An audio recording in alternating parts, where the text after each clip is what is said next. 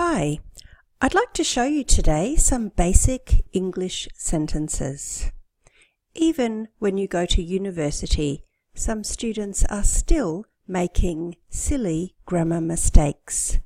So let's look at a few today.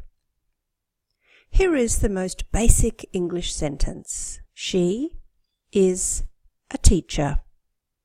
And we call this the subject, then the verb, then a direct object.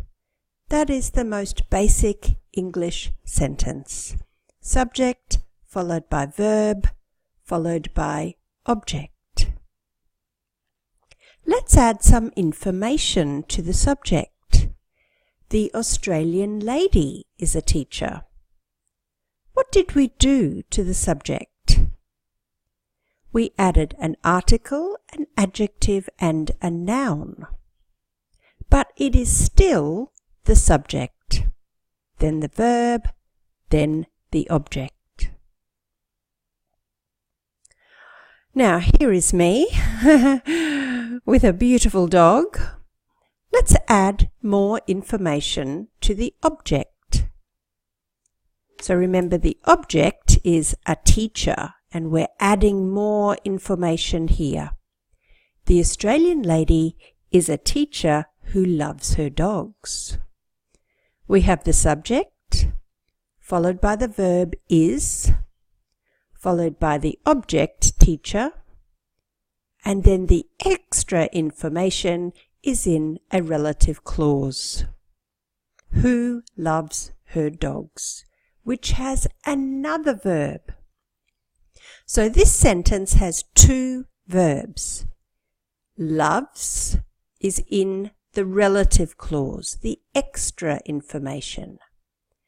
But is the main verb. This is the one you must always have in every English sentence. So can you try to make sentences with this same structure? Remember, it was subject, verb, object, and then a relative clause or extra information. Like this. I, subject, am eating, verb, pizza, object, which is served with fries, a relative clause.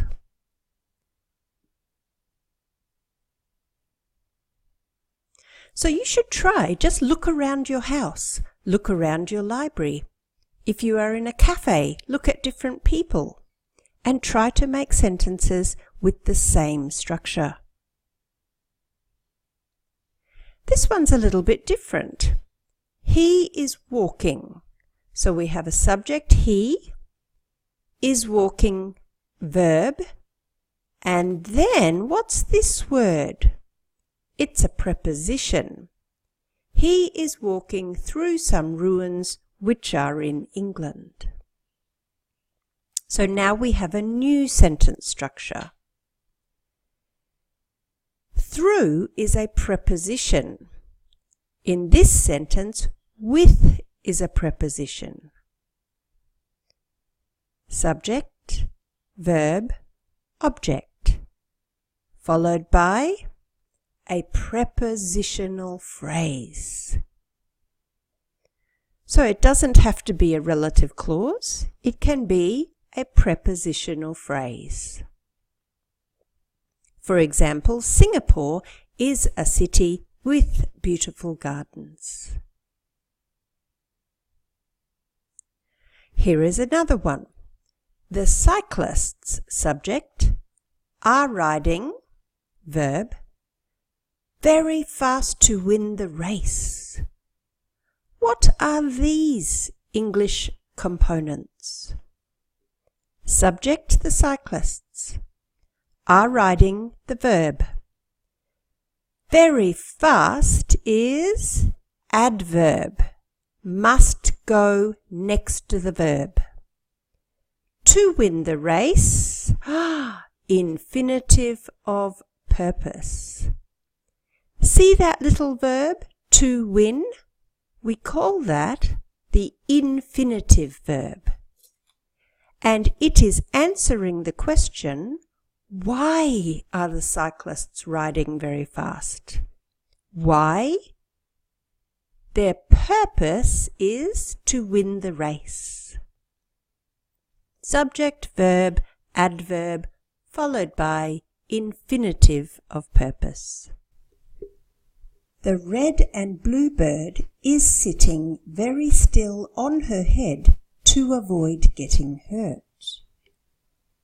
Can you work out all the components of this English sentence? The red and blue bird, subject, is sitting, the main verb. Very still, adverb, describing the verb. On her head, prepositional phrase. To avoid getting hurt. To avoid is the infinitive of purpose. It explains why the bird is sitting very still. So I ask you again, can you make sentences like this? Look around your room right now where you are sitting. Maybe you're on a bus watching this video. The people are travelling quite comfortably in the bus to get to work. That's the same sentence structure. So I just want to remind you, in English you must learn, does the verb go to a direct object or to a preposition?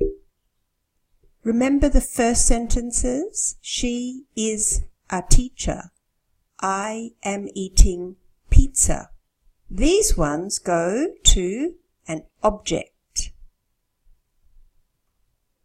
But these sentences, the bird is sitting on her head and the kangaroo is sitting in the sun. This verb sit goes to a preposition on and in.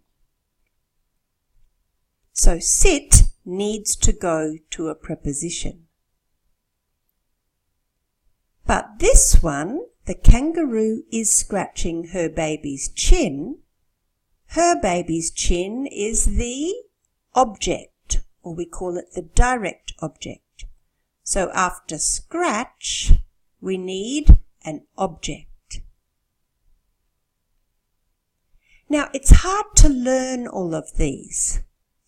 So here are a couple, like want. Do you want lunch? Oh, I like the red shirt. These verbs, want and like, can go to an object. But sit and stand and go to a preposition. Some verbs can go to both. Put the coffee cup on the table. So verb is put, the coffee cup is object, on the table is the preposition phrase. It is hard to learn all of these verbs at once. I do not encourage you to study a list. There are many lists online. It's better just to practice. Practice as much as you can and keep checking in your dictionary for the little T. Transitive means go to a direct object.